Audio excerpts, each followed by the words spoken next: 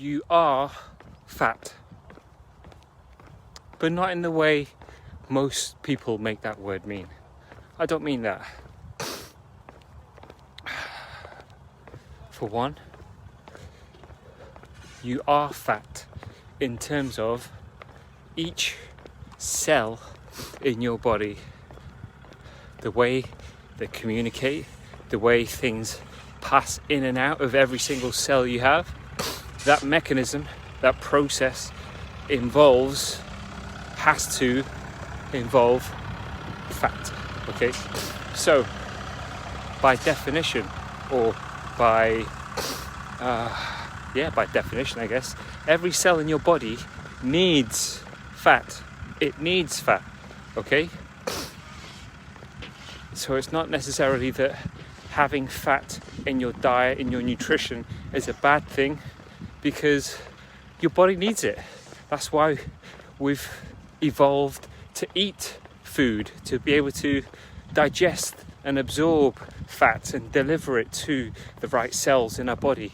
So yes, you are fat, but not in the way that people think, not in the way that people make that word mean, that 3-letter word, such a powerful word that so many people add their own meaning to, their own story to. Okay, that's not what I'm talking about. You are fat in terms of every cell in your body needs fat.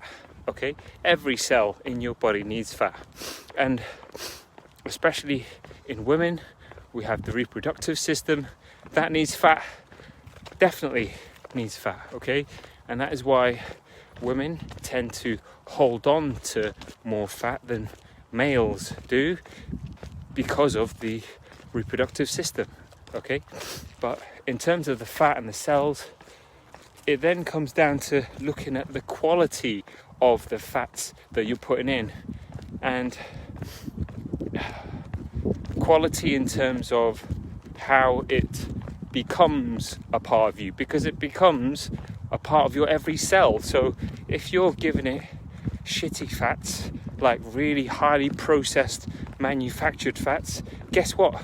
That's what your cells become. They have this shitty, horrible fat binded into the cells, and therefore is it not going to impair how that cell works? If you've got crappy fats, kind of really saturated fats, if you've got really trans fatty fats, all the stuff that we know is not good for us. I'll stick a list below this video as to which fats to keep an eye on and limit your amount, your intake of, because they become part of your every cells. So it follows that if you're taking in nasty manufactured stuff, your cells become nasty manufactured stuff.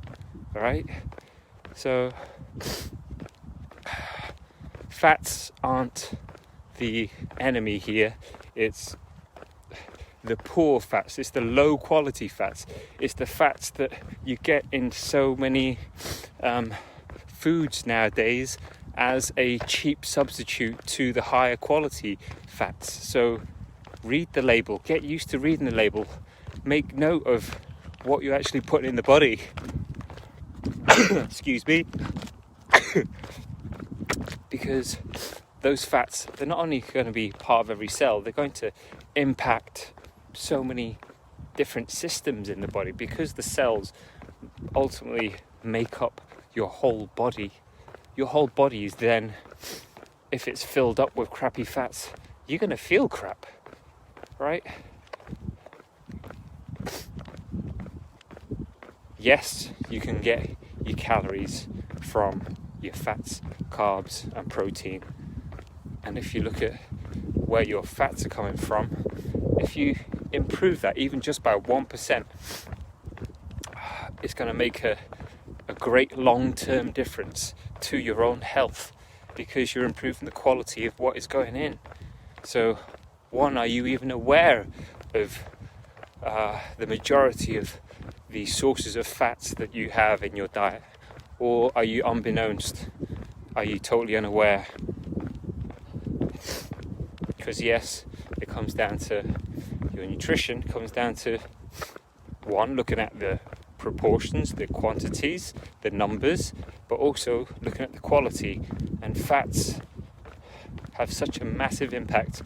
And you know, we've gone through cycles now in the media and marketing where it was sugar that was the enemy, it was fat that was the enemy.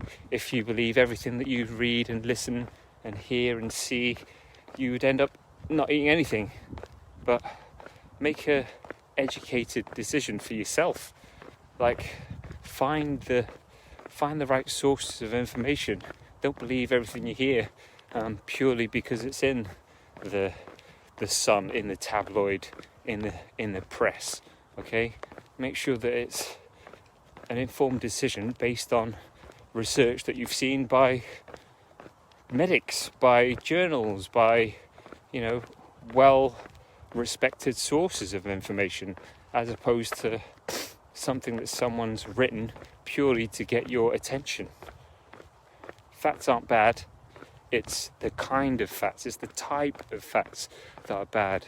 So today, for the next 24 hours even, just be a bit more mindful of what fats you're putting in to your body.